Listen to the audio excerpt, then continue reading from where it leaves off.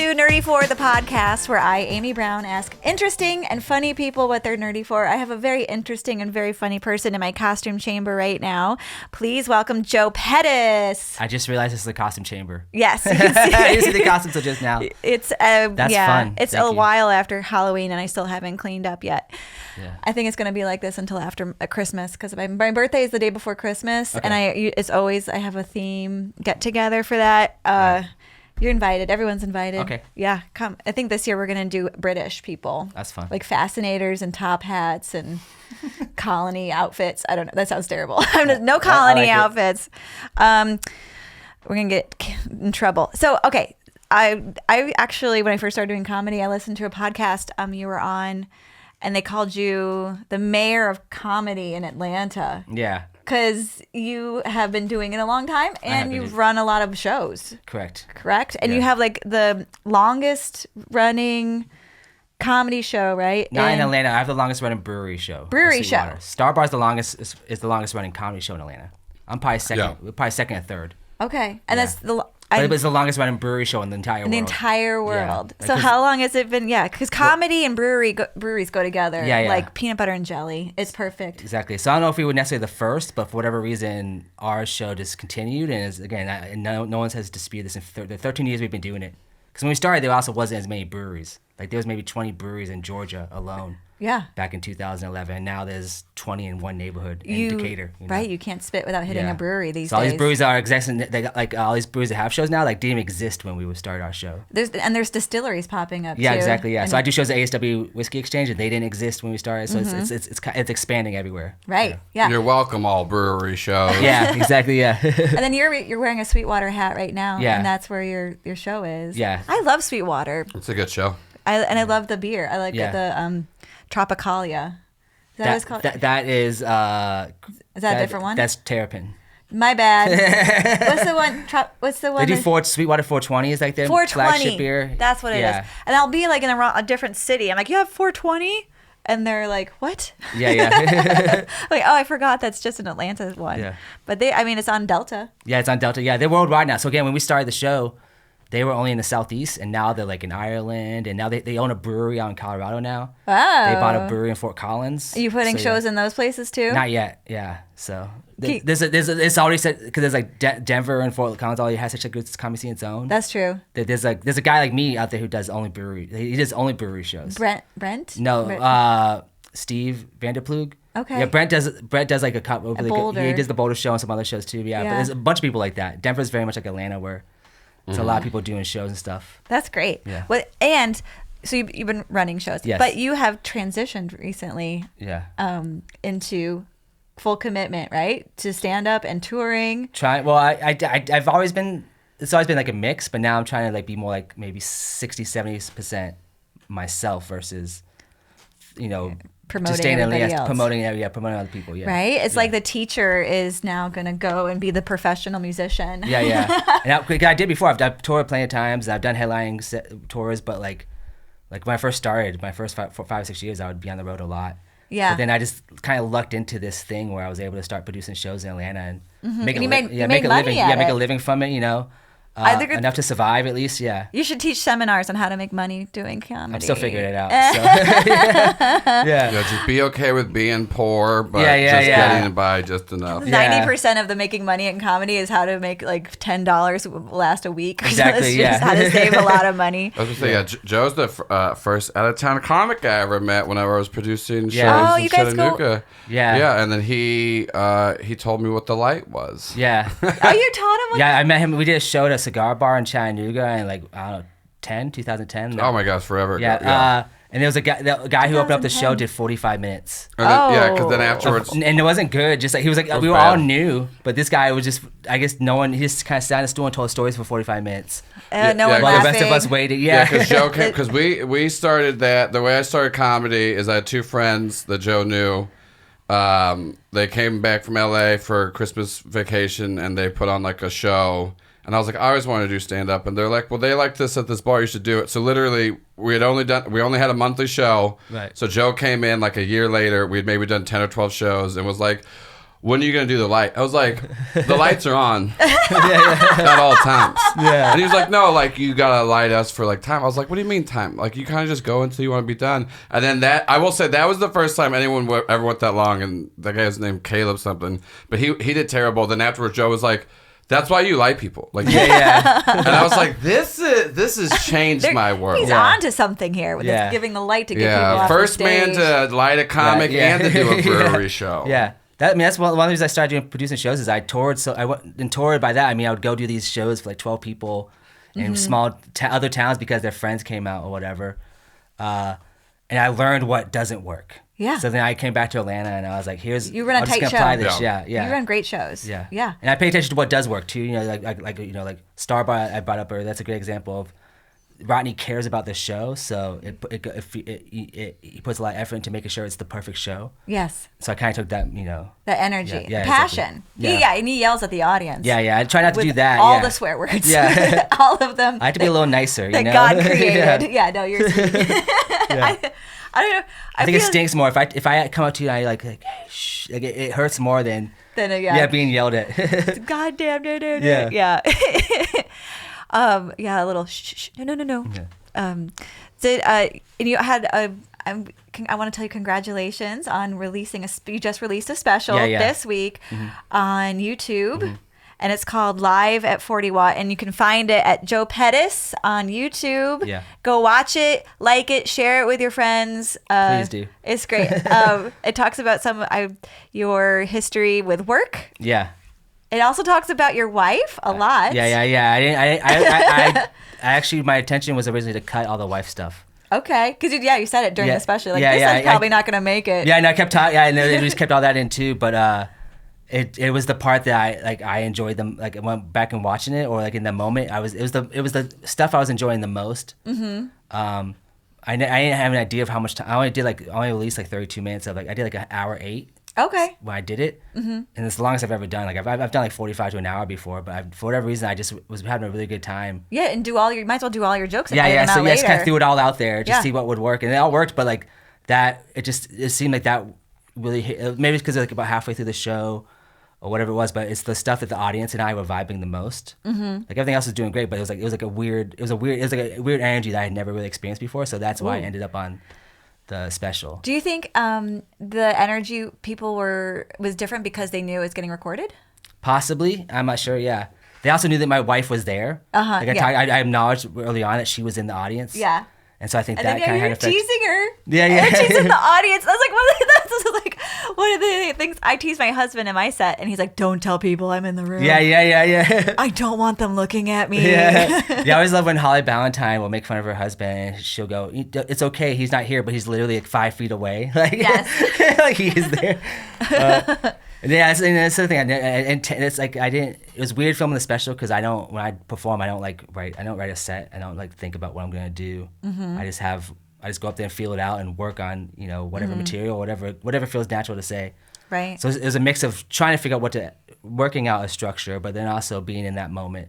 Yeah, because when you're recording it, if you want to like a callback or a crescendo, all the kind of theatrical things that would go into that. Right. So but did you not write down? No, I didn't think. Yeah, I didn't write down anything down, but I had thought I'd done 2 months of going around and like trying to work it out. Yes. So then I had an idea of like which what the order at least. And you can keep it in your head. Yeah, and then that kind of changed a little bit. Yeah, so I had the order in my head. I basically knew what I wanted to say at the beginning, and I knew what I wanted to say at the end, and I had stuff to say in between. But which is how I do every set. But like it was a little bit more structured. But then again, I got loose. A lot of what's end up on the special is just me kind of riffing. Yeah. And just kind of being in that moment, talking about the situation. Was that catching lightning in a bottle? Yeah, exactly. Yeah. Yeah. So the special nights where things just happen perfect. Right. I love those. Way more than the nights when people don't get your jokes and they're not into you and they just want you to get off stage. Yeah. And I've caught a lot of those on camera before. Early on, Right. So I just didn't release them, Right. I record all of my sets with my just like the audio and like my armpits start sweating just scrolling back past them. Mm-hmm. Like, no, I don't need to listen to that one. This is very exciting that you got to. Are you gonna cut up your special and stick it out in like You can watch the whole thing on YouTube. Are you going to make clips? Yeah, I've already started followers? Yeah, that's the whole reason I did it. Like, I'm not like some people I think do it to like make money, and I don't. That's not my main concern, or not my concern at all, because I don't think it's gonna make any money. I'm losing money on it because I self. You're investing in yourself. I self-produce all of it. Originally, a production company had reached out to me about doing it, and they're like doing a bunch of specials and stuff. Is it the 800-pound gorilla? No, I wish. If I did, I probably would have stuck with it. It was a kind of like, if they're here, this company is kind of here, but they're growing. But it was also, they had a lot. They reached out to me. It had something I had been thinking about, but I didn't have a date set until they talked to me about it. And then we set a date, and then I found the venue, and it all worked out. But then after a while, I just decided that everything I've done has been kind of like my own. And I've, do you know Ron Jeet? Yeah. No. So Ron Jeet's this guy who goes around to different shows around Atlanta, like films them, and he'll just do it like as a hobby. Oh yeah. Did he do the West Side? Yes, he did West Side. Then yes. I know him. I have a video from him. And that's when he came out and just did it because he just wanted to do it. Like, that's so sweet. So he's done so many of these, and like my favorite videos I've had have been from him. So after it was actually a month before we were about to shoot, I reached out to him and I was like, "Would you be interested in doing this?" And he's like, "Sure." And so I bailed on the production company. Yeah. And then just decided to do it again all by myself. Was the production company going to own your special? It was going to be like a 50-50 split, okay. Which would have been fine. They released it, and a friend of mine actually just got released had a special come out around the same time with them, and it's gotten more traction because they do have their own following. Yeah. But it's not like that 800-pound girl or that Don't Tell, that kind of that big yet. Yeah. All those eyes on it. Yeah. Or Comedy Central or any of that, you know. Because I thought years ago that I would have been. I thought when I first started, I thought within a few years I'd be on Comedy Central doing a half-hour special. Right. I didn't think it would take 15 years and I would eventually just do it myself. Right. It's right. Your first start. You can like, oh, this and I think when we run into people who aren't into the comedy world, they're like, when's your Netflix special coming out? Yeah. They won't, even if you have 500,000 followers, they won't necessarily give you a Netflix special. Right, It's really, really hard. There's so many talented people out there, and it's so hard to get the traction and everything. And are you posting every day on Facebook and Instagram? And I read OnlyFans. Yeah. And all of are you doing all that stuff to try to build a following? A little bit. I do have an OnlyFans, but I think I have one subscriber on it. Is it your wife? No, it's a random guy here in Atlanta, actually. Because then I started an OnlyFans in like 2020. Oh, you were an original person on there. Yeah, it was like maybe April or May that year. I started an OnlyFans and a LinkedIn the same day. Okay. So I was like, he goes, because I didn't know what was gonna happen with comedy. So I was like, what's my other options? Yeah. And I didn't do anything with either one of them. I get more notifications on my LinkedIn. I'll get like weekly. I'll get 3 people have looked at your LinkedIn, but no, I'm not. It's just the same info I put out there 3 years ago, and I'm not using it to try to find a job or anything. Yeah. But yeah, I have. So I'm now trying to be more active. My wife has been pushing me to do more. So I hate TikTok. You had a big year. I have to say, you got married this year. Last year, I got married last year. Okay, and then you had your special this year. Congratulations. Yeah, I don't think she would have allowed me to do it both the same year. Too much planning. It's enough that my special came out her month. Her birthday is later on this month. Oh. And I'm releasing the audio on Black Friday, which is 2 days before her birthday, and that she wasn't too happy with. Really? Yeah. We're just like a little Are you stealing her birthday? Yeah, just a little. That's what she said. Yeah, just a little aside, like, hey. How long is her birthday celebration that she has to have the whole month? Yeah, she just. Well, normally she doesn't even care. I don't think she normally has any kind of celebration. So maybe. Oh. Yeah. Oh, she has no celebration. It's so close to Thanksgiving. It's she said she finally has a husband, and now she's like, okay, the whole month is going to be a celebration for me. And you know what? I support her. That sounds like something I would make my family do too. And her birthday's so close to like her Black Friday and Thanksgiving that I've already like her first birthday together. I bought a MacBook for myself because it was this amazing deal. So I think, and then like last year I bought a camera so I could start recording all my own sets and put them on TikTok and all this stuff. Yeah. So it's weird. Like every time around her birthday, I invest in myself. Instead of getting a present for her. We do have a good time. Like last year, we went out and had a great dinner and stuff. What's the best present you've ever bought your wife?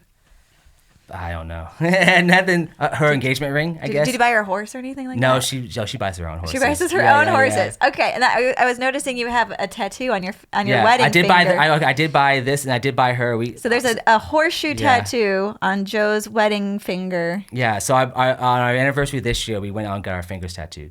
She got a shamrock because I have one on my neck. Oh, I see it. Yeah, so she got one. She got like a little, not like a different one, but then I got a horseshoe because again, she is a horse girl essentially. Yeah. She has lots of horses. I grew up on a horse farm. Okay, yes, I get I'm living on a horse farm right now. Yeah. It's fun, isn't it? It's They're fun. like big dogs. Yeah. Yeah. Do you know? Do they come when you call them and give you Not, kisses? not so much when I call them because they don't care about you me. don't. but You don't feed them. They'll come and if they come to me, they want treats. Yes. Like her oldest horse, Simon, he's like 32, 33. Ooh. She's had him for like 20 years. He only knows me as a treat guy. Like he Yeah. come to me and look at expect. You're like a treats, yeah. stepdad. Basically, yeah. Yeah. With sugar cubes in your pockets. Yeah. That's so great. All right, so you have your new wife. You make fun of her in your special. Yeah, and her mom was the first one to watch it. Oh, really? And I talk a lot about because we all live together. Oh, And a yeah. good chunk of that special was how Oh, yeah. awkward it is Yes. trying to have marital relations when your parents, not your parents, her parents live with you. Your in-laws are living with Yeah, you. yeah. So then they were the first ones. Like her mom was the first one to watch it, and I didn't know till I shared like with my wife, and she didn't even watch it, but she gave it to her mom because her mom kept egging her about Wanna watching see it. it? Yeah. And then I just like 2 or 3 days before I released it, she was like, "Oh, I loved it. It was great." Oh, good. And she's come out to plenty of shows, and then she's seen. She's got a sense of humor. She's probably seen all that stuff. Yeah, and she has a great sense of humor. Yeah. Good. Yeah. And do they like totally like took you into their family and love you and Yeah, everything? I think so. Yeah. That's We all wonderful. live together, so hopefully. We're supposed to live with multi-generational Yeah. multi-generational homes. That's how I grew up. Like when as a kid, like my grandmother was either always with us or with my aunt. Like there was always, and then like a lot of times like those cousins and different things. There was always mingling basically. Yeah. So I'm used to it. That's great. Yeah. I wish I wouldn't mind living closer to my family or my husband's family. Right. They're fun people. Right. Especially, and they're getting sillier the older they get. It's really fun. So I haven't asked you yet. Joe Pettis, what are you nerdy for? I have some ideas if you don't have an answer, by the way. For him. Yeah, we'll say what do you think I'm nerdy for? Yeah. I want to hear your guesses first. So I have a joke about action figures, Okay. and I got off stage, and you're like, Amy, I gotta tell you. My wife told me your girlfriend at the time told Yeah. you not to buy any more action figures. And then there was this really good one at Target, and you had to buy it, and then you hid it in the trunk, and then you forgot that you hid it in the trunk, and then she found it, and you got in trouble. Yeah. So that was before I met my wife, but it was a different girlfriend. person. Yeah, and it was actually like an action figure set. I went out and bought a WW because I'm nerdy for wrestling. Yeah. Okay. So I went out, for when I quit drinking, Mm-hmm. I replaced drinking with like buying action figures. Okay. For whatever I think that's Wrestling my excuse. action figures. Wrestling action figures specifically. Okay. Yeah. And I don't buy them anymore. I stopped. Okay, you weaned yourself off. I did. Yeah. Have you started drinking again? No, yeah, thankfully not. Yeah, no, I bought a lot. I bought like I probably got like a little over 100 or so, and I ended up giving them all to. Oh, you gave them away. I gave them to Holly Valentine's kids. Oh, that's Yeah. nice for the next generation. Exactly, yeah. But then I That's- do have a couple now because I bought a couple after that, and my wife has given me a couple. People give them to me now. So I do have maybe like 5, just because a handful of people knew I did buy action figures, and they'll just give me.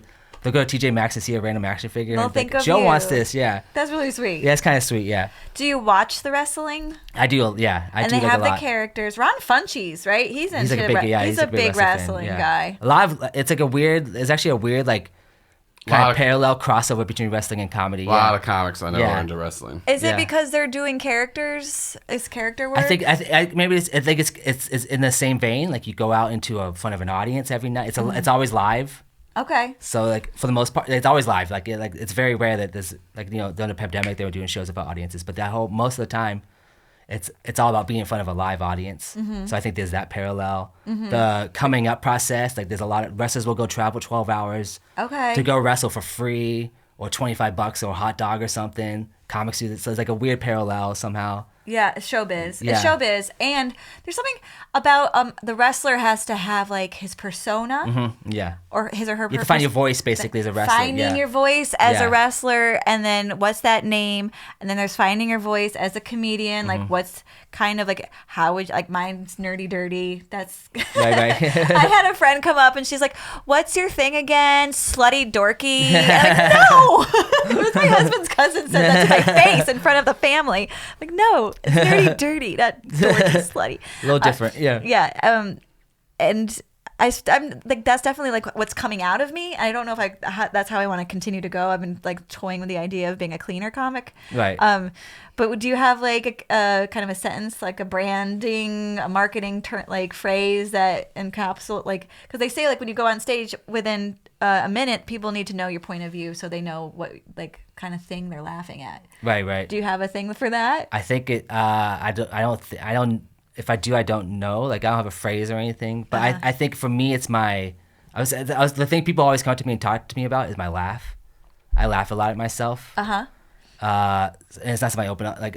So I think, and it's not something I intentionally do. It's just like sometimes I don't even realize I'm doing it. But either people either love it or it drives them crazy. Oh, really? So I think that's part. But just I guess part of my success, whatever it is, and I mean mostly that by like when you're actually on stage in that moment, is I think for whatever reason people like me, and so I think that's what I'm just trying to be.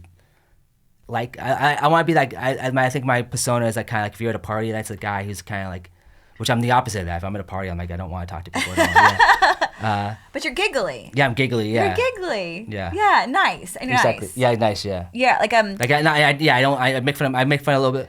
Even the jokes about my wife. It's jokes about. It's all back on me. Oh yeah, So you're it's not crucifying your. Yeah. Or, yes, it's all about you. Yeah, which is the whole reason when we get on stage in the first place is because it's all about me. You know, we want to be up there, so I just find a way to talk about myself, but make it so that for whatever reason people out in the audience think it's funny. You know. Yeah. Yeah. And have a good time. Yeah, have a good time. Yeah, I want to have a good time. Like I want to have fun. You're gonna have fun. I'm not like a political comic. I don't talk about stuff mostly because I just don't think I really know anything about any of that. But but when I want on stage, when it works the best, when I vibe with the audience best is when I'm having fun and they're having fun. I mean, it's clear that I'm having fun, they're having more fun, and when I'm not having fun, that's when I like bomb. If I'm not having fun, I kind of just give up and it's going with more. Not and these days I don't think I have so much bomb. It's just like going through more like the motions. You're not in your body. Yeah, like I did a show. You're not connecting with the audience, right? Yeah, I just had a headline show where like it wasn't bad, but it was like it wasn't great, and I wasn't having fun. So it's kind of it felt like that. It's kind of just like here's a joke. Okay. Yeah, I look at my phone like how much more time do I have so I can get out of here and drive home. You know. Sometimes the audience doesn't get like. It's a give and take, and if the audience is tired or the show has been too long or it just in their mind wasn't what they were expecting. Yeah. Like that's Maria Bamford talks a lot about because she's an odd bird and her comedy is esoteric and amazing. She's one of my favorites. But you got to know what you're getting into when you go to the comedy club to see her. Right. And so like we all have to find our weirdos. Yeah. So I'm struggling with that. I think that's why I feel like pretty successful as a stand-up comic. I just hit my 15-year mark, and for the last 10 years, I haven't really had a real job. I do have I've done other things, but for the most part, I only do stand-up comedy. So I'm lucky enough to do that. But I feel like I have so many friends who have blown up because they found their weirdos. You know, like they found the audience. They found their people. Yeah. Who are the people? Who are the famous people that have blown up because they found their tribe? Well, so I know a lot of I worked with a lot of kind of like this. I have this comic I know, Martin Amini. He's killing it right now because he's Bolivian. And he has he has the Bolivian audience. I just met a guy, Shafi Hussein, who was in Atlanta. He's from Bangladesh, and his whole audience was like people from Bangladesh. So it's like this weird, like these little niche audiences, right? That people are kind of tapping into. Maybe I should tap into all the horse girls out there. Yeah. I think Catherine Blanford's doing that. She is. Yeah. Like, I know she's blown up. Yeah, she didn't have a horse. She just played horses. Yeah, exactly. Yeah. So I think she's found her audience, and so I've seen examples like that. You know. Yeah. Yeah. So, but my problem is I think I know my audience, but they're basically lower class white people in towns you don't want to go to. That is my audience. That's great. I do well. I'm appreciative of them, but like they're not following. They're not on TikTok. Rural Ohio. Yeah, exactly. Yes, if I go kiss. Panama City, Florida, I love going to Panama City, Florida because it's like a weird kind of like vibe, you know. Like I kill so hard down at PCB. Yeah. They know who they are, you know, and and so those people will appreciate a comic like myself, I guess. Yeah. I don't do well. Like I've never had an amazing set in New York, you know. Oh right, I'm terrified to do stand up in New York City. Yeah, last time I did it. Well, actually, the reason I've quit drinking twice, and the first reason is I got to do the Knitting Factory show in New York. This is like 2015. Knitting Factory. It was like the show of the time. Like in the show I was on. Was the tiny cupboard of its time? Kind of, yeah. It was like a music venue that would do comedy. Hannibal Buress started, but at this period it was this guy. It was like a handful of guys that were hosting it, and then it passed on to. I don't think it exists anymore. But the show I did, Clayton English did his first appearance there. Kyle Kinane was on the show. Tim Dillon was on the show. Oh, wow. Hannibal was on the show as well. Wow. There was always like Sam Morril was on the show. Yeah. There was always huge They're names. all blowing up now. Yeah. And I go out there and I just bombed. And like every comic who had moved to New York was in town, like from Atlanta was there. Like it was full of, it was like, in front of the your entire scene was but also the entire scene, My tummy hurts for you. Yeah. Now. It was bad. I'm gonna go have nervous diarrhea for you in the past. Yeah. Wait, so this is 2013? 2015, yeah. 15. I've been back since And then then. afterwards, did you start drinking again? I started again during the pandemic. Oh, Yeah. well, I hit the fast forward button and Yeah. alcoholism during the Yeah. pandemic. Do high five. Yeah, I went 5 years and then the pandemic. I was like, we were living out in Woodstock and the outlet mall had open container. Okay. And so one day I was like, oh, this seems like it would be fun to go Yeah. drink a beer again and I did, yeah. And you have no responsibilities. Exactly, yeah. Like there's no reason to stay sober. Yeah, so then once I get the responsibilities back, I saw the dark path that would lead me to again, where it would prevent me from doing the things I want to succeed at. Was it hard to quit the second time? It was way easier the second time. Because you'd already done it. Yeah. Do And you also have- the stakes were higher. Actually, what happened was that I was on vacation with my wife, then fiance. She actually was my girlfriend at the time. Wasn't my fiance. This is now 2 years ago. We were in Montana, having a great time, and we went to Yellowstone and all that. And then one night we had a couple nights in Bozeman. And our first night we went out to somewhere, and I just got. You're too at drunk. it's at altitude too, so Yeah, your yeah. body isn't But having. I went back to old me and just kept. I was like, I was just drinking a lot, just for the sake of drinking and trying to get messed up, basically. Can your brain? Does it pass out? I mean, not pass out. I blacked blackout. out. Yeah, I blacked out. I only remember leaving the bar. Okay. But I woke up the next morning to a situation I didn't want to be in. Yeah. And my then girlfriend not very happy with me. Yeah. And so just kind of realized like if I continue this path, I knew that she wasn't gonna.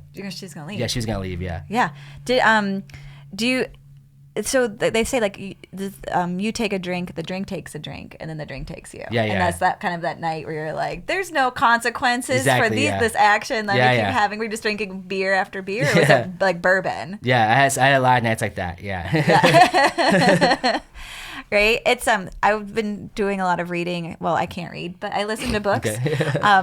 Shout out Audible that talk about the addictive qualities of alcohol and how it's like extremely addictive. It's as addictive as like all the hard drugs, Right. and it's just socially acceptable. Yeah. Even though it's poison we put in our body. Right. And I keep telling myself that right before Friday night when I go on a date with my husband and I order a martini. Yeah. Do you have any like secrets for like when it's the time of day when you would usually drink and you're supposed to do something else? Like what do you do No, to 'cause- kind of get through that habit loop? So I never had really the desire to drink. Okay. It was never like. I'm a weed smoker. To this day, I still smoke weed. I'm more of and I've cut down a little bit on that. Like whereas I might do it like once a day, whereas it was all day thing kind of back, for a long time. But the drinking was more like I would find myself in a situation a lot of times where alcohol was very like the first time around we could go pretty much anywhere in Atlanta and drink for free. As a comedian. Yeah. Yes. Because I'd go to like certain bars or certain venues where I knew all the bartenders, I knew everyone, and so I just didn't have the control. So it wasn't so much I wanted to get drunk. I just once I started that path. What after the first yeah. drink, then it would be It like was like, why not keep going? Yeah, I was in like, oh, let's have like a little drink at brunch and then not stop drinking. all day. Yeah. Yeah. That'll slow down your career. It's really hard to say no when people just like, hey, you want a drink? You're not going to pay for any of them. Yeah. Oh, yeah. And Joel, our producer, has been sober now for a while. What do you like? Was there like I have like a certain time of the day and it's dinner time. I'm like I want to have a glass of wine with this dinner. Yeah. And I'm trying to figure out what to have that's not that. You're right. So I guess that's kind of me for weed sometimes. Okay, so I should start yeah. smoking weed. Yeah. Should Yeah, I I have was my gonna say, children roll the joints for me? Yeah. I miss drugs more than I miss drinking. Yeah. But just go start doing drugs. Drugs are tight. Yeah. I've been It's so sober stinky, though. and I want to tell everyone. There's other drugs you can There's do. other Yeah, drugs. I'm not trying. Yeah. I'm not saying just weed. I'm just saying I'm very pro Yeah. all drugs. Yeah, I met more good people through drugs than I met through drinking. Yeah. For sure. Yeah. I actually, so another reason I quit drinking the first time I was around is I got arrested at a Braves game. I got super drunk. Oh wow. And my weed guy bailed me out of jail.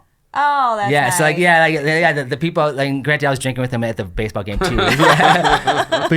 But no one else wanted to bail me out of jail, so he raised the funds. It was his funds, but yeah. And sent someone else to go pick me up at jail. I was gonna say he probably gave him enough money over time. Oh, absolutely, that, yeah. He was like, just- I gotta get Joe back out. He's so I protecting can... his investment. Exactly, yeah, basically, yeah.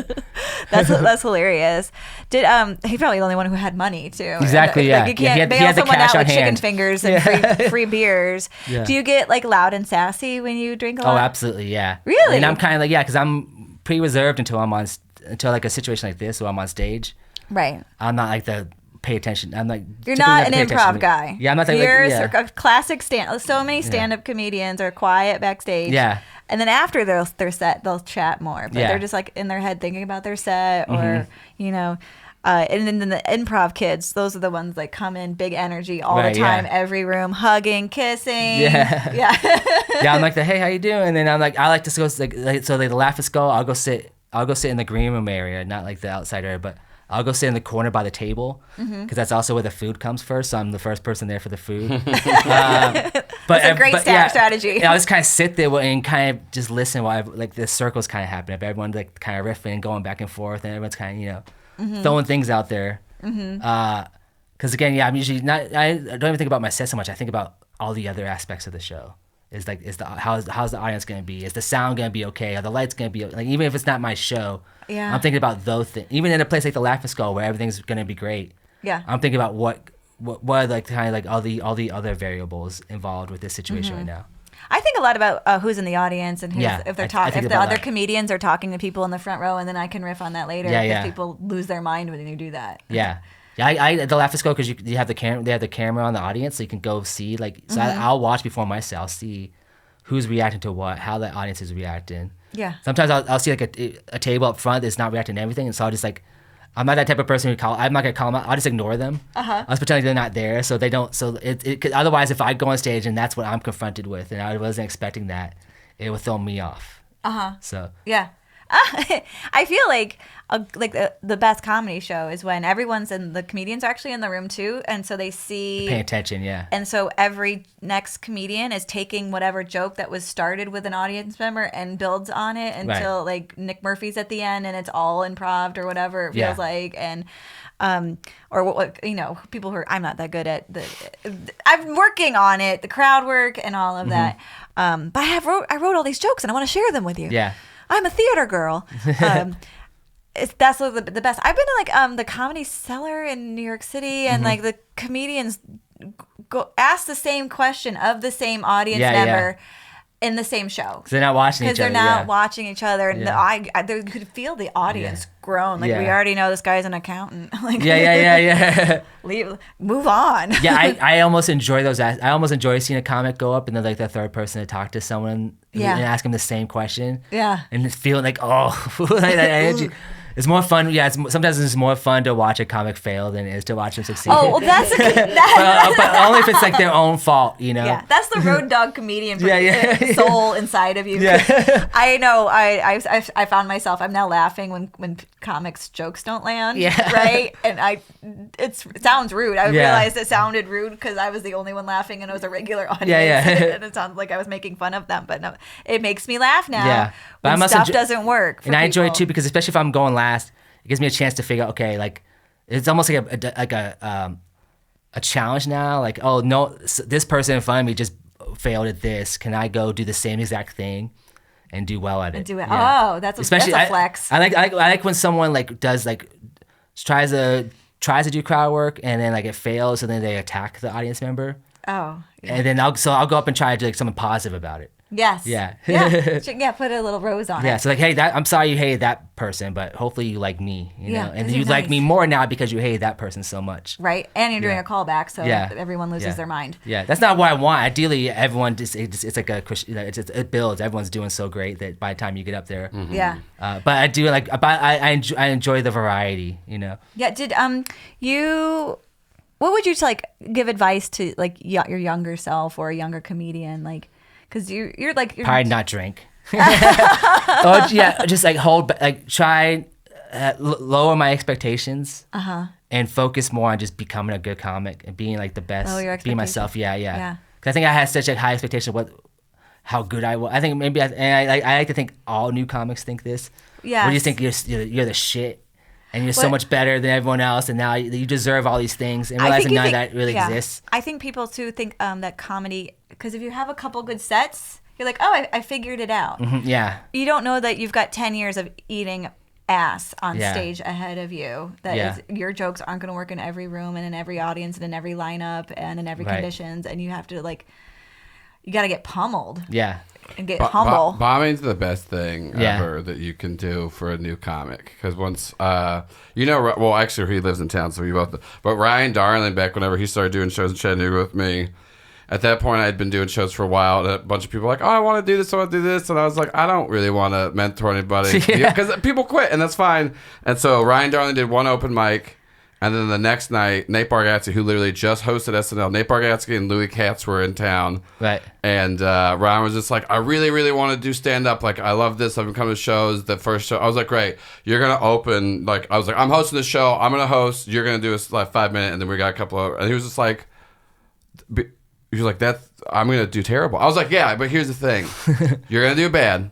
And if you come to me the next day and you're like, hey, I really still want to do this. I was like, I'll help you out, and like I'll give you a lot of stage time, and like, you know, I was like, but I don't. I've had too many people say they want to like do this all the way, and I'm tired of helping people. So like, do this, and sure enough, he bombed, and then and then saw everyone else fucking kill and destroy, and then the next day he was like, no, I still want to do it, and Ryan's great now. I love Ryan. Yeah.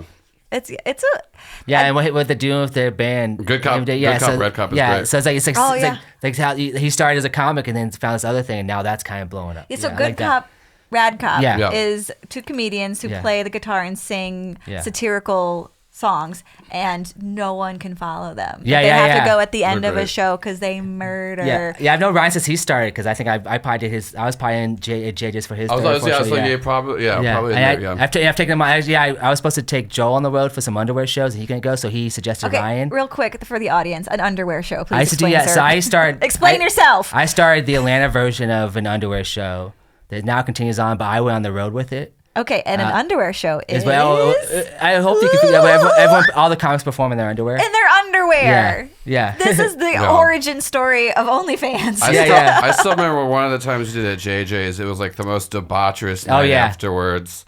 Like, Ooh. I don't know if it was the toilet paper night or the night we shot fireworks out of our underwear. It was like everybody was hooked, and there was. That's the whole. JJ's is the horniest comedy venue I've ever been to. But that night, JJ's is the horniest comedy venue. Chattanooga. I think Chattanooga in general is the horniest city I've ever been to. Okay, you heard it here first. Chattanooga is the horniest city in the United States. It was an underwear night. I think it was maybe the firework night, or maybe the. And that's where you're from, Joel. Yeah, I started that room. There was a night where every single comic went home with a woman or like a guy or something. So out of their league too. I was the only one. I went home with Ryan and his girlfriend and slept on her couch. And I was like, I'm taking a mega bus to Cincinnati tomorrow. I don't want to be part of this. That night was ridiculous, and everyone just got so blackout. Every other night I participated, but that night it was because everyone was doing it. Yeah. I almost I don't want to do this. Because JJ it's still going, but that's the room that I started up in Chattanooga forever ago, and Joe used to pretty much have open invitation for any time.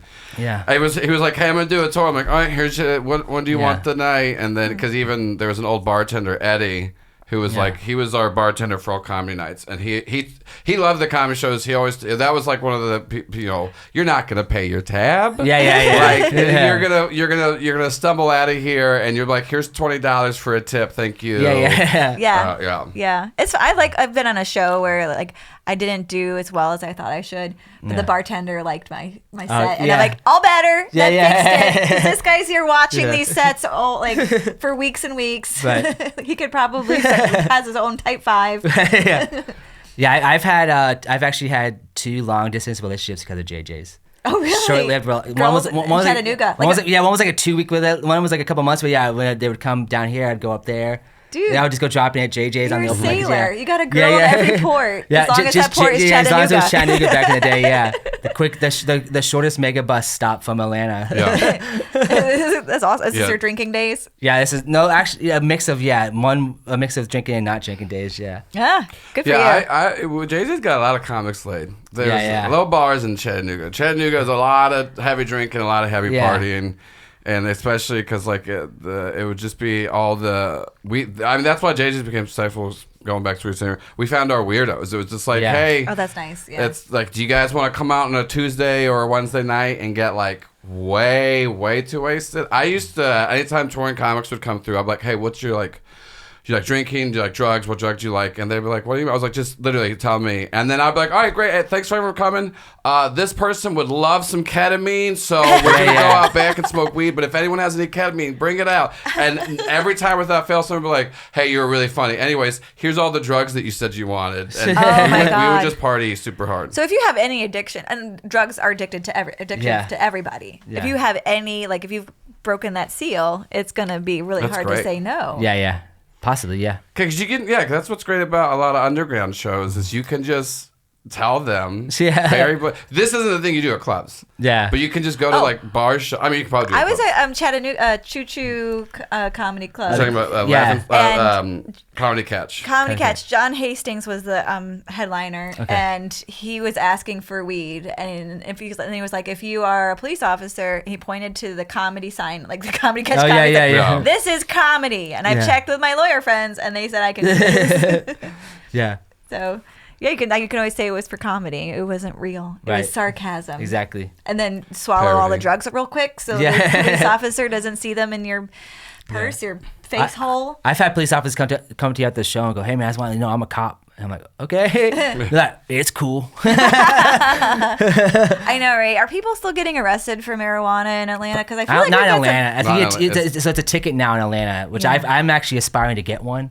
Oh, And I think it's like, another life dream. It's like a $75 ticket now, instead of going to jail. It's they still were- probably a hassle. Isn't it like, it's like decriminalized? It's like Mo- under like. Yeah. Yeah, under like an ounce probably. Yeah. Yeah, it was, There's like bigger fish to fry A in lot Atlanta. of places like Savannah, even small towns in Georgia now. Like it's like so I think if you're in the wrong place at the wrong time, probably they care. Okay. But it seems like they care less Right. now because I've been arrested twice for weed. But when I was like this is like 20 years ago. When I was Back like, when, in yeah. high school and like a little bit after high school when they did care everywhere. So do you have a record? Yeah, Back in my day, I was arrested for weed. Yeah. Can you go to Canada, or you're like? I just went to Canada, so yeah, I've never got a DUI, so. Oh, is that what they care about up I there? think they care about DUIs, probably some other like violent things and stuff. But I've never had anything like that. I've had four underage possession of alcohols, and one of those was also weed. Okay. And at that time, that was both. It was weed and alcohol possession by consumption. We just had told some cops we smoked weed, and they arrested us. Like, no. So it's like small. It's like this is in Camden County, Georgia, when I went to high school. So it's very small towns. But they'd probably still arrest you for weed. This sounds Yeah. like they had no real They nothing evidence. to. Yeah. So that Did you guys not have a lawyer? I got a lawyer for that, and I ended up getting dropped. Good. I've been arrested 9 times and only. You've been arrested 9 times. Yeah, You yeah, buried the lead. And I've only had one somewhat of a conviction. That's what he's nerdy Yeah. for, is getting arrested. Even when I got arrested at the Braves You stadium. went to go for a car ride. Yeah, when I got arrested at the Braves game, it never went to court. My case went past the statute of limitations. Okay. For 4 years, I had to call What every did week you to find do? out. What did you do at the Braves game? That was. I punched a TV. Oh, Yeah. The And TV, I remember doing it. A television yeah, set. it was a television set above a urinal in the club level of the Turner Field. Was it a flat screen? Probably, yeah. This is Or was like it a tube? This is like 10 years ago too. So like, it was a flat. I think it was a flat A screen. brand new little flat screen. Little flat screen above the above urinals, yeah. And I didn't remember doing it, but apparently my friend saw, he saw me do it. But someone in a stall heard me break the TV, saw it fall, and then recognized me from my shoes. I was wearing Oh, my like goodness. dirty red Chuck Taylors. Oh my goodness. And they came out of the bathroom and they're like, "That's the guy." And then they swarmed me, and yeah, and they took me to a jail cell they had inside Turner Field, and they eventually took me to Atlanta City Jail, where I spent the night, and then the next day, you wake up and they take you upstairs and they have an arraignment. Okay. And so everyone who got arrested that night, and there was like 180 people. Do you think that happens at every Braves game? They have 180. No, it's 100 people in the city of Atlanta in general. I was the Oh. only person from the Braves game who got arrested. Yeah. I was getting to be Yeah. upset about baseball. Yeah, it's like 100, fans. but 108 people got arrested in Atlanta that night and had to go face this judge. And you do it. It was like it was a virtual judge, so like it has a TV. Oh wow! Don't punch the TV again. Yeah, they did it, but they did it in the order of criminal past. I went second to last. Because I was the only one with 9 arrests, previous arrests. So, but again, it was like underage possession of alcohol. I got arrested once for trying to steal a pair of Skechers at a mall in Jacksonville, Florida. How old were you? That time, most of my arrests when I was 17. Okay, did you have a rough year when you were 17, or No, the I was best year of your life? Yeah, I was just like, This is an I awesome just didn't year. care. Yeah, I was on track to go to college and have my choice of college, pretty much. Oh, wow. So I was just like, fuck it, like why not just have a good time? so yeah, I just got wild and was probably just hanging out with the wrong people. But I was also probably the wrong person to hang out with too, because I wasn't. You were improv, you're yes-anding all of the things. Yeah, pretty much all my friends got arrested, but I was the only one who got arrested that many times. Right. So again, I got arrested in Cobb County when I was 21 for weed. So again, that's not serious. But for whatever reason, you're not a violent criminal. Yeah, for whatever reason, you're just a delinquent. Yeah, for whatever reason, it turned and I got arrested for the Braves game. And I finally went in front of the judge because my arrest record was so well. He's like looking at it. And he's like, oh, I don't know what to do. So and everyone before me got a plea bargain, which is basically like, hey, spend 2 nights in jail or spend a $500 fine. Yeah, I go do this that day, and they go, cool. Well, they say not guilty, and they go, okay, we'll either get bailed out or you're in jail until your court date or whatever. So then when I get to mine, he goes, we're gonna have to transfer you. Oh, so, no. So he transferred me to Fulton. He's like, we're gonna transfer you to Fulton State Court. Oh, is that the Fulton State Prison? No, it was just a different court system. So they were, but I assume I would have stayed in the I thought I was about to stay there. Okay. Because I didn't have a phone on me, so I didn't have anyone's phone number at the time. I didn't know who to call. I didn't have any phone number to call. I couldn't bail myself Angel up. Yet. Yeah, exactly. Her. Yeah. So I thought so they were getting ready to. After that, they were getting ready to process me and send me up to like the jail part, because you're just in like a holding part. Okay. And then just as I was wearing a friendship bracelet, and they're about to make me cut it off when I hear, Pettis, Joseph, you've been bailed. Yeah, it's like I was literally about to go up to like the main cell. Yeah. And so then I had an original court date, and I went, and they're like, we don't know where you're not in our system. Oh. So like they keep calling. You got the paperwork. Yeah. So they keep. I think because they transferred me, yeah. They got lost in the shuffle. But they like call every week, and I was like, how long? They're like, and I was like, so eventually I was like, what's the statute of limitations? So I looked into that, and it was 4 years. Okay. So I called for 4 years. I called every week to like, hey, do I have Make a court sure you're date? not out on out without bail. Yeah. And then after 4 years, I've had interactions with police since then. Like I just got pulled over. And they run your license. I and presume, you're still yeah. good. No one's ever saying anything to me, so yeah. Okay. Like, That'd be fun to have a police officer friend who can like check your file and stuff. My wife, her dad is an ex-cop. Okay. So I probably could find. You can actually just go to any police station and get your. Does he know about your record? Yeah, because I've talked about it. They've seen me talk about it. Yeah. Oh, that's hilarious. Yeah. Again, it's like minor, you know. It's like when like opposite sides of the law become friends. Yeah. I never thought I'd be friends with a police officer or a former police officer, nonetheless be the son-in-law. The son-in-law. Of one, yeah. I mean, not not every police officer is a terrible person. Yeah, like some people think. Yeah. He seems like he's probably one of the most level-headed people I've ever met in my entire life. So I can only presume he was that way as a police officer as well. Mm-hmm. I still don't trust anyone when they're in the uniform, you know? Oh, really? Not even the mailman? No, I'm not like a police officer wearing the uniform, yeah. Oh, really? Yeah. Because it's just like that little... What if they're on a bicycle? I've been arrested. I've not been arrested. Got arrested by a cop. I got arrested by a bike cop. Yeah. One of my more aggressive and probably angry. Yeah, one of my underage possession of alcohol arrests was from a bike cop. Oh, I feel like they look like they're having so much fun on there. This guy was not. Oh my god! What about one on a horse? My wife would probably divorce me if you got arrested by a guy on a horse. Yeah. He's like this close to being in a parade. Yeah, exactly. Yeah.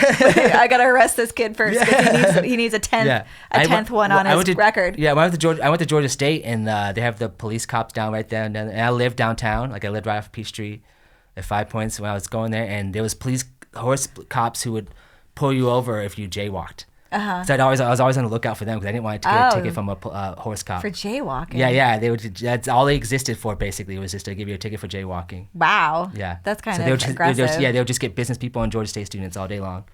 They're trying to make money, I guess. Yeah, I guess, yeah. Someone has. I mean, horses are expensive, so I get it. Yeah. You know? Horses are expensive. You know.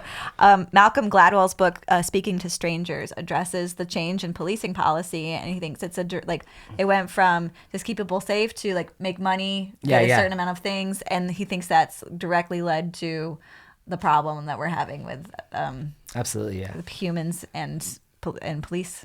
Right. In our culture right now. Have you listened to that book or read it? I have not. No. It's fascinating. It got a lot of like controversy around it, but I think it was very well written. And this is the part of the podcast where I find out what kind of a nerd you are, my dear. Okay. I have a series of questions I'm going to ask you. We already know you like wrestling. Who's your favorite wrestler? It's right now my favorite wrestler is this guy Swerve Strickland. He's in AEW. He's like kind of like an up and comer. What's his character? He's a really good like all around wrestler, but his character right now is he's also a rapper. Oh, wow. So it's kind of like that. That's yeah. exciting. Yeah. So he's kind of like, Does yeah. he come out and rap into a microphone? He comes out. No, but a lot of people would do that. But he does come out to his own theme song that he rapped. Oh, that's fun. John Cena did the same thing. John Cena has a rap? John Cena was his original persona was that he was a rapper.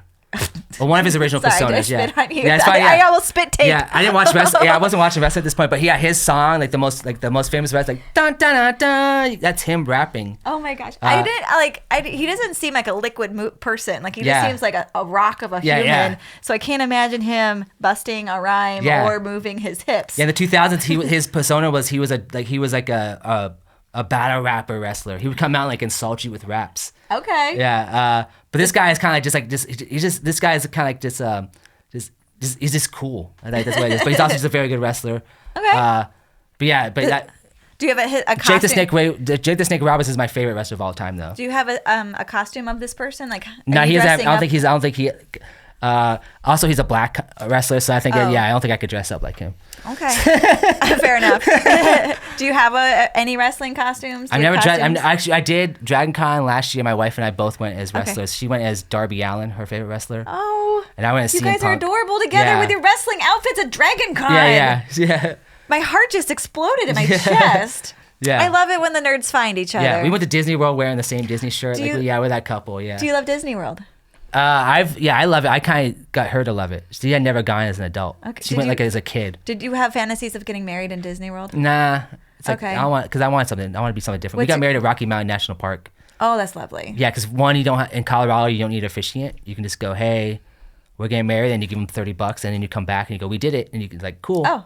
Yes, that sounds like Colorado. It was like that was cool, appealing. And she wanted the mountains. We wanted like the outdoor. We didn't want we eloped, except her parents came with us. Are you guys both introverts? I think so. Yeah, I think I'm more extrovert than she is. Except she just went today while we were doing this. She went and saw the Taylor Swift movie with Holly and Amber and Holly's kids. Oh, that's wonderful. So she's like, she does like do more of that. Yeah. That's good. But I'm more like this. Like she would never do this. She would hate to do a podcast. It's a lot of hot energy on you with the lights and the talking and the questions. Okay. Have you ever written fan fiction? I never ran. No. Are you Star Wars or Star Trek? Or both? I don't. I'm not either one, but I would say more Star Trek. And just based off the movies, I've never really watched the shows. Okay. But I've always enjoyed the Star Trek. I can comprehend the Star Trek movies. The Star Wars movies, I get a little lost. Like if you don't know who this guy is, gosh, they make it so you complicated. Watch Clone Wars, yeah. Why? And then I had to pause it and have my son explain it to me, and he already feels like I'm useless. So it's not helpful. Yeah, I liked my favorite Star Wars movie is Rogue One, which I think is a lot of people they don't like it because it felt like it was just a movie. Mm-hmm. Like people shooting each other and blowing stuff up. I like that. Like I love the Expendables movies because they're just so stupid. It's just all the old action, guys coming together and just doing the most ridiculous stuff. Right? Do you like the Jackie Chan ones where he's a dance and he's like fighting, moving around a tree and it's all choreographed? Yeah, I don't want to like think. I just want to watch a movie and be entertained. Right? Have you ever held a ferret? I have held a ferret. Yeah. Was it your own ferret? It was not I wish. I always wanted to have a ferret. Was it a roommate's ferret? No, it was like a friend's ferret. Was it in high school? Probably elementary and middle school. Okay, young one. Okay. Yeah. It was like the 80s when like ferrets were like the phase because like I loved have you seen the movie Beastmaster? I've heard about it. Beastmaster is like he's like a Beastmaster. He has a relationship with animals. Okay. It's kind of like this. It's like the 80s movie. Does he have a hawk in that? Probably at one point, but he has ferrets. He has 2 ferrets to help him out on his adventures. I might have to, watch it just for that. Watch that. Yeah. Do I do an edible during or before? Probably before. Yeah. It's a very campy movie. Yeah. It's very like I don't think I'd enjoy it so much watching it back. Campy. It was kind of. Have you seen like the Conan the Barbarian movies? Yeah. It's like that meets Blue Lagoon, the movie with Brooke Shields. Yes, yeah. It's like that. Like the guy. He looks like that kind of guy. Does he have romances with his ferrets, or they bring I don't think hot girls over? Yeah, because not in a million years has a ferret brought a hot girl to your house. Yeah, I'm pretty sure that I feel like all his movies at one point that he gets with, they all get with a woman, but I don't remember that aspect. You know what? I take that back. There's a nerd for everyone. I'm sure. Listen, I know plenty of women that would be like, "You have a ferret? I want to go check it out." Check it out. Yeah, I immediately saw her in my imagination once I said, "That's your ferret." Yeah, it's my girlfriend Rachel. She loves ferrets. She loves ferrets. I gotta have your girlfriend on this show. I think she would just murder all these questions. Oh, she's nerdy as hell. Yeah. Have you ever had a birthday party for a pet? Yeah, and I actually feel bad every year because my dog's birthday Is it it's on 420. Okay. And I always forget every year because I'm preoccupied. Mostly because we've done like shows at Sweetwater on 420, so that Okay. yeah. And is that because you're too high? Yeah, last year she killed a cat on 420. She wants your attention. Yeah, at the end of the day, I was like, oh, it's her birthday. Like, Oh no. I'll show you, Dad. Yeah. I'm gonna get arrested 9 times. Yeah, but if I celebrate a birthday, it's probably because my wife or my girlfriend at the time was more engaged in that aspect. Trying to do it. Did you ever put a pet in a costume? We have our poodle wears pajamas every day. Oh my god! You have a Sweaters, but we poodle put that on wears costumes. Yeah. pajamas every day. Yeah, so she gets cold in the winter. My mother-in-law buy a bunch of like off like one of those like websites that comes from like like China or whatever, and it's always a weird like Asian style pajamas, but they're like, but it's for a poodle, like a 5-pound poodle. It's like anime inspired poodle costume in rural Georgia. Yeah, exactly. Yeah. You gotta love the modern world. Yeah. How are all those things thanks coming Amazon, How are all those things coming together? Have you ever said huzzah or gone to a Ren fair? I've performed at a Ren fair. You performed at a Ren fair in high school. Yeah, I was a theater kid in high school. You were a theater kid? Yeah, okay. I my intention was to pursue theater in college, but I got kicked out of advanced theater my senior year of high school. What did you do? Did you punch a TV? We hijacked a performance. Oh my god! Yeah. Oh.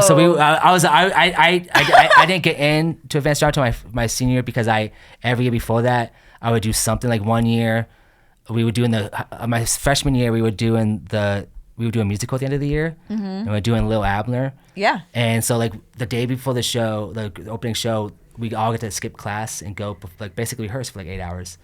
And my friend of mine, at the end of the school day, all the buses would pass the theater. So a friend of mine did a striptease. Oh. For all the buses driving by. Was it a boy or a girl? It was another boy. Yeah. So we just kind of took our clothes off, we got down our underwear, and like Were you doing the dance like a yeah. So we were doing that. We were basically just took our clothes off. So because of that, we got kicked out. You were of the doing play. Guys and Dolls because there's a strip scene in there. Yeah. For Little Abner. Yeah. Guys and Dolls was the next. Actually, you know what? It might have been Guys because I got Guys and Dolls. One year was Guys and Dolls, and 1 year was Little Abner. Your hot box. Yeah. Chickadees. Yeah. And I got kicked out. I got kicked out. Yeah. A bushel and a peck. A bushel. You remember that song? And a hug around the neck, and then you would take your clothes off. Yeah. I was. Actually, in you know that. what? It was definitely loud because I got kicked. But I got kicked out of Guys and Dolls for a different reason. I don't even remember. You were so Yeah. sassy. Like your energy is so nice and friendly, and on stage that's the energy, and you are so sassy. Well, I like to think like mischievous. You're I was a mischievous. lot more mischievous back in the day. I think I grew up moving around a lot, and then finally got to high school, and as long as school I ever went to, I was like there the whole time. And I guess at that point I wanted to stand out, so I did theater. I was my senior class vice president because I wanted to be something. Yeah.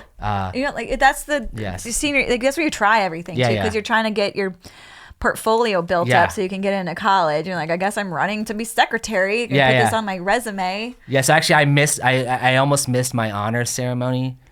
Because I got out of jail that day. Oh my god! Me and my friend got. Are you a legend at your school? I don't think so. Yeah, it's been so long. Maybe it's been too long now. Amongst your peers, so maybe, if you go back to reunion, they're like, "You're still alive." I don't go to reunions. Yeah, my goal is I missed the 10 and the 20. My goal is to do to record a special at my 25th. I think that's a great idea. Because at that point they'll get them all together, and we do have there is to make an amazing theater at the high school if I can. But I feel like I have to work on being a clean comic. Well, I'm not really a dirty comic, but I have to be a little bit cleaner. I think the people in the audience are going to be old enough that they can handle. Maybe, probably, unless they're bringing their children. Yeah, exactly. Yeah, you can just stay in adults only. Yeah, but again, I want to do it at my old high school. So I feel like to pull that off, I'm not sure. We'll see. Well, I think people would pay good money to come see you. But perform with the high school, prove it. Yeah. The history you have, the kid. Like the kid that got arrested 9 times, the kid that did a striptease in front of all the buses, the kid that did I think. What would you have? Did people sign your yearbook, or were you in jail? Oh no, I was there for that. Yeah, I don't have it anymore because I think I lost it when I got evicted out of somewhere. But oh no, was it like, dude, epic year for you? Yeah. Actually, no. So many people try to stay out of jail. Like so many people wrote that in my yearbook. Yeah. People made jokes about my spelling in mine. Yeah, they're like because I was in a show and I we signed the programs for the kids Oh, yeah. afterwards, and I misspelled licked. I was like, I hope you licked the show. And then for my yearbook, everyone's like, Amy, we hope you licked high school. Well, one of the reasons I get kicked out of advanced drama was part of the sabotage we did of shows. We got kicked out of that show, and then they went off to go do like what's it called? Like when you go off to conference or whatever, and like you perform, and it's like you get awards and stuff. Yeah, it's states. They you did. go and you perform. They did all that, yeah. Yeah. And we didn't get to go because we were kicked out of the play. But there was a mistake in the programs. They forgot to include 2 people. Okay. So we had to go. So we got stuck, and and we were still in class, but no one else is there, and we had like a substitute. And you had to go through an ad. Simon, there was to go through the pamphlet and write all these 2 people we were missing. But then we also wrote our own names. Like we executive producer, Joe Pettis, all this different stuff. We did that in hundreds of these, and they had to use them. Yeah. So then we got 2 weeks. That's We got 2 weeks hilarious. of lunch attention because of that. We set the record for how long you can get. They're like, we're not going to. It's not was a joke. It's not an Yeah. offense to like kick you out of school. Yeah, But you we had to need go like do lunch something. attention for 2 weeks. Yeah. So you tried to do the musical every year, and you got kicked out. Basically, Yeah. is what I'm hearing. Because the musicals, I would always get like a bit part because I can't sing. So I'd just be bored. Like the character, actor part. Yeah, I would get like, I would just be like, so and so number 2 or something. It was never like Yeah. a speaking role or something. So I just every other time I did a play, I would be like, I never like was the lead, but I'd be like supporting. I always had like a good supporting role.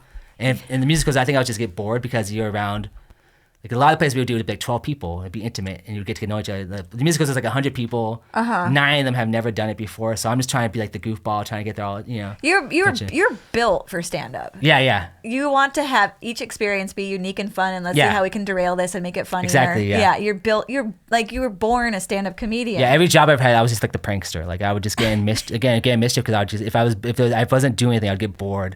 Do you And like I'd want to Christmas? entertain myself. I love Christmas. Yeah. Yeah. Are you part Christmas elf? Nice, maybe. Yeah. It's like that's elf energy to be Yeah. messing with things. I did play an elf in high school. You I did? think it was community theater. Actually, no, I played Rudolph. You I played get to play Rudolph. Yeah. Oh, of but he was course. 6, so he didn't have any lines. Do you like Jeopardy? I love Jeopardy. Okay. Are you good at it? I used to be. I know, right? I don't watch as much anymore ever since Alex.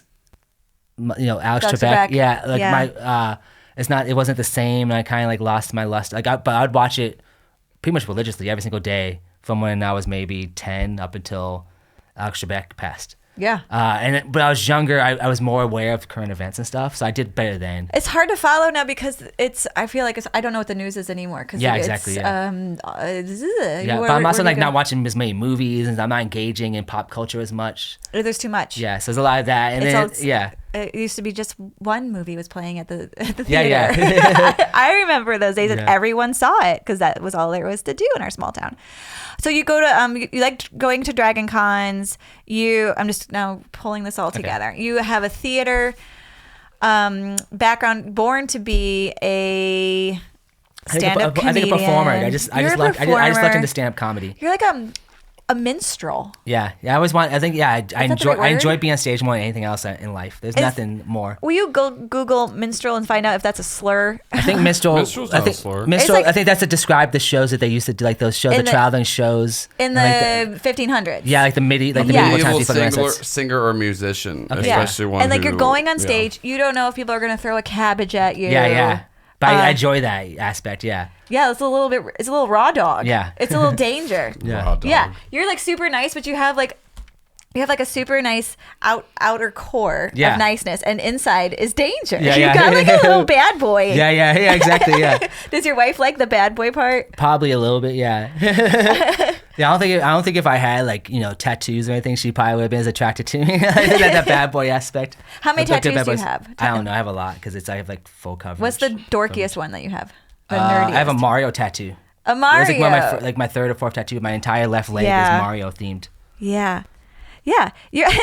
You're like the bad boy of theater. Yeah. That's the kind of nerd. That's Yeah. okay. I found it. He's the Yeah. bad boy of theater. Yeah, I was involved in a scandal and the reason I got kicked out of advanced theater and drama in my senior years. I got it was another one of these large productions. I forget which one it was, but I had a camera with me, and it wasn't. Thankfully, I wasn't the one filming, but my camera got passed around, and there was another, like some girls took their clothes off for the camera. Oh golly. So then at the end of the night, we go back to this one guy's house, and everyone's hanging out, and we're all watching, and we're like, whoa! And they got to the administrators, so I had to bring my camera in. Oh wow. And show them, like, I had to fast forward to that part. And show them. And they're like, are you filming? I was like, no, I wasn't filming this. And so like the people who involved all got suspended. I think that I escaped because I just like you didn't have the camera. Yeah. That's actually a good precursor to how people treat their phones. Yeah. And like but the girls did it on purpose, or I think they so. were was that peeping Tom energy? No, they did it on purpose. Yeah, they did it on purpose. What's the craziest thing you've seen at the underwear show? I've never been to it, and if I went to it, I would be like nakedness? head to toe of like Yeah. a footy pajama zipped all the way to the Yeah, top. yeah. We've had that. And I appreciate that because when I was doing it, it was like as long as it was underwear, it didn't matter. Whatever they're comfortable with. The idea is just to be out there and have fun. But yeah, I've seen. But people come out naked. A couple maybe like 3 people. Is it the out of people you hundreds. want to see naked? Never. Yeah. Never. Right? No, was- you're never yeah. the naked person. It's always at a party that it's always been a everyone guy. wants to see. The only time it's always been a guy who's gone fully naked. Is it? I've had women go topless. Oh wow. I had one in Chicago where like before the show she was wearing like everyone else is in underwear. She's wearing like sweats, Okay. and I was like, okay, this is if that's what she feels comfortable with, Yeah. that's cool. Uh-huh. I wish she would, but then it was like, and then I started going on stage, and she comes out and she's only wearing a tool belt. Oh. So she had everything else covered, but she had no top or anything else. So she went the exact opposite of what I expected. Yeah. So that was in itself, like she came out, and it was her- it was one of the first times I was like, whoa, like, and then it looks like oh, I'm staring at her. But I was just so surprised. Awooga. Yeah, exactly. It was like that effect, but not, but for many different reasons. I was just so surprised. Was her buttocks straight out open, like I think she had a chaps? thong on, maybe. Okay. But she had like tool belt. Yeah. The tool belt was covering everything. Everything else, yeah, all the front stuff. All yeah. the front butt. Yeah. Yeah. So I've never had a front butt on when I did the underwear show. Yeah. That's good. Yeah, I've had. There was a show we did in Omaha where there was a brother and sister on the show, which is already a little bit awkward. But then their parents were there. Oh my god. Yeah, and the girl did the girl twerked during the show. Her set. So that was fun. Was it part of a joke? I think so. Yeah. But it was. But then the next day I ended up in a hot tub with those parents. So so they're pretty cool. Yeah, that all makes sense. Yeah, they were pretty cool. I remember there was a twerk competition at JJ's one time after an underwear show. I do remember that. I know. Yeah. Yeah. I mean, it loosens people up. So. I mean, seriously, Yeah. that's what it is. People get and then Yeah. a lot of people get Yeah. real drunk. Do they take what's the one that makes you horny? Acid? No. Acid doesn't make you horny. Ecstasy. Ecstasy. Yeah. They take ecstasy. Or MDMA, whatever it is these Possibly. days. Before I'm they sure go some to have. it, Yeah. I never did it. Yeah. Well, that's one way to do comedy. Yeah. Yeah. I raised the precursor to OnlyFans. Yeah. You were just ahead of your Yeah, basically, time. yeah. With brewery, nudity and comedy. Yeah. All that. Yeah. Okay. Well, I think how have we done? Boo boo. We've done Okay, it. okay, thank you. Thank you so much Yeah, for thank you being so on our much. show. Tell people where they can see you.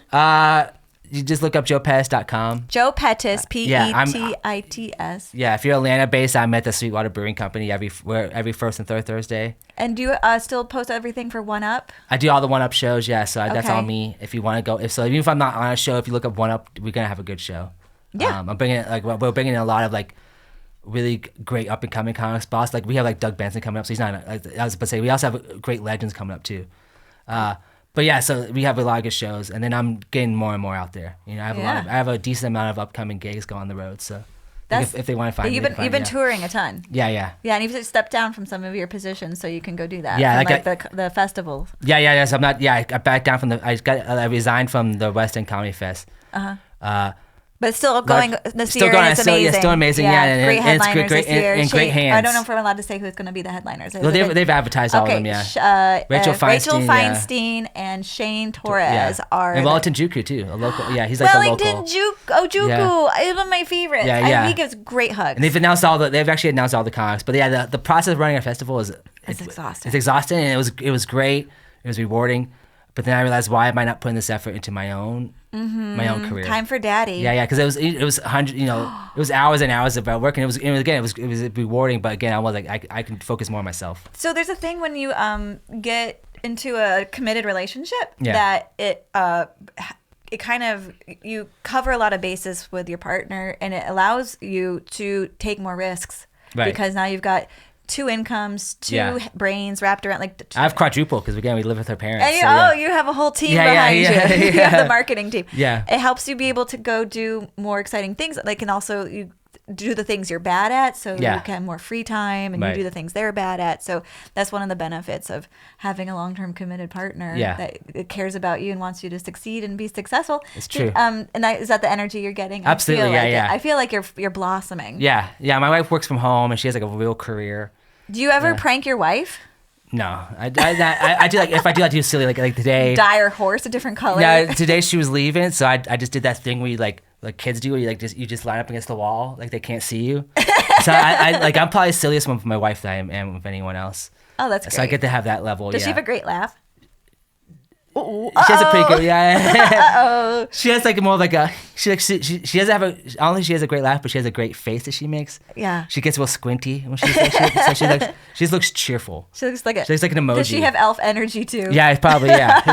Like she has like the bashful elf. Yeah. That's great. My husband has a wonderful laugh. He sounds like he's dying. It sounds like a lunatic, That's and fun. I love it so much. Yeah, I try to record it as much as I can. Yeah. All right, thank you, Joe, for being on my show. Oh yeah, thank you so much. appreciate Yeah, you so much. Thank you. It's great.